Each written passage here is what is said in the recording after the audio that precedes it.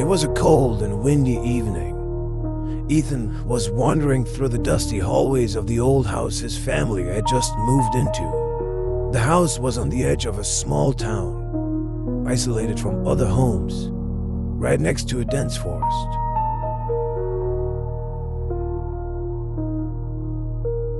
Ethan didn't like their new home.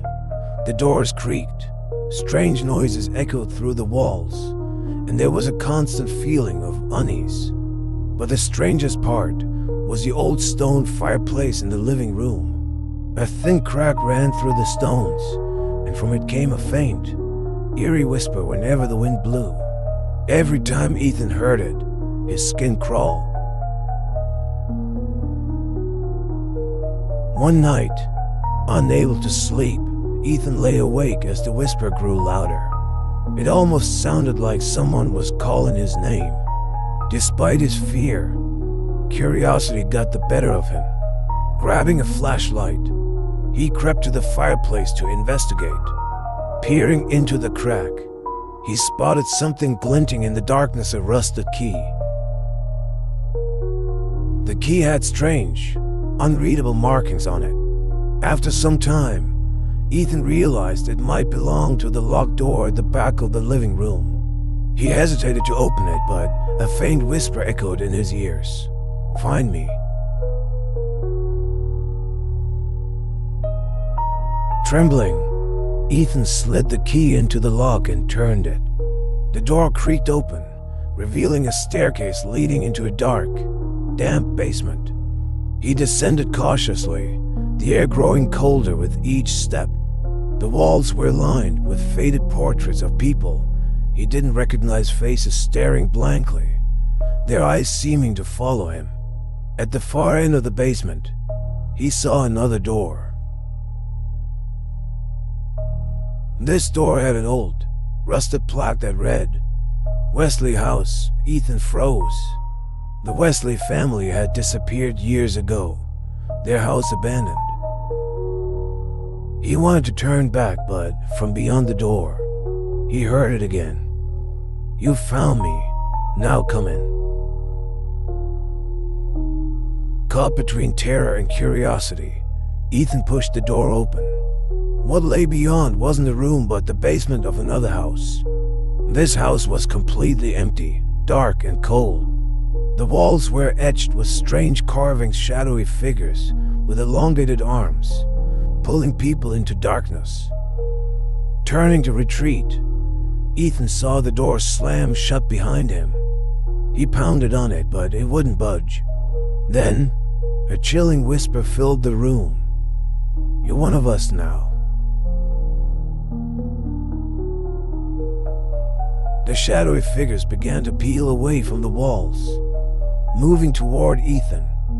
He screamed, but his voice was swallowed by the darkness. The next morning, his family couldn't find him. The only trace left was an inscription scratched into the stone near the fireplace. "He's with us now."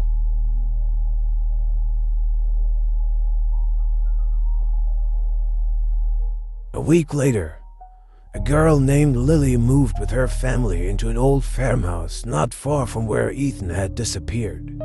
The farmhouse had been abandoned for years, sitting on a windswept hill bordering the Wesley estate.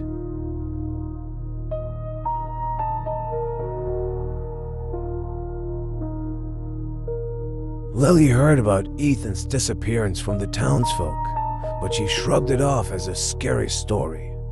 That night, however, she had a strange dream. In her dream, she stood in a dark basement as shadowy figures with long, skeletal arms glided toward her. They didn't speak, yet she could hear her name, Lily. She woke up gasping, her heart racing. For a moment, she thought she saw something move in the corner of her room, but when she blinked, it was gone. The next day, Lily explored the farmhouse. She found an old, rusted door leading to the basement.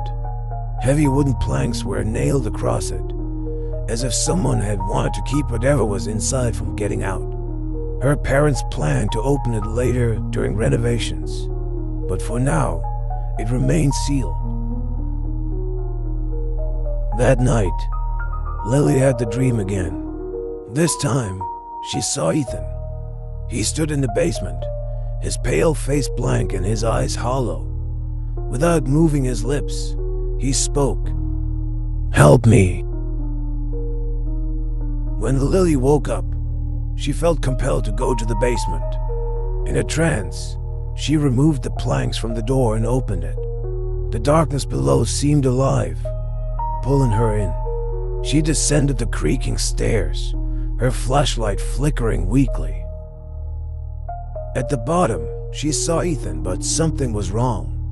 His figure was distorted, his shadow merging with the others on the walls. As he approached, the whispers grew louder. "You are not alone. You are ours now." The shadows slithered down the walls, surrounding Lily. Her screams were swallowed by the darkness, just like Ethan's. The farmhouse became silent again. Weeks passed, and the townsfolk began avoiding the area altogether. On quiet, windy nights, if you stood near the farmhouse, you could hear faint whispers carried by the breeze. "Find us. We're waiting."